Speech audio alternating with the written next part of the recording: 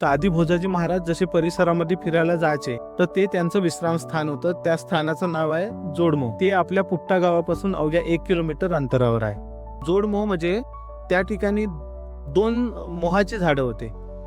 2 झाडे एका ठिकाणी होते म्हणून त्या स्पॉटला जोडमोह म्हणून ओळखला जायला लागला. अच्छा, ते स्पॉटला जोडमी म्हणायचं. हा, आणि त्या स्थळी पण महाराजांचे बरेच चमत्कार झाले आहेत. तर तिथे कसं झालं होतं सर, या गावामध्ये एक कुमारी मुलगी गर्भवती राहिली होती.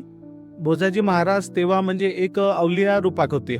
त्या मुलीला घरच्यांनी असं सांगितलं की तू त्या म्हणजे महाराजांना तेव्हा महाराज वयाने कमी असल्यामुळे त्यांना भोजा म्हणायचे, तर तू भोजाचं नाव घे. त्यावेळेला म्हणजे दवाखाने वगैरे असं काही प्रकार नव्हता ना, असं खूप हे जुनी घटना आहे.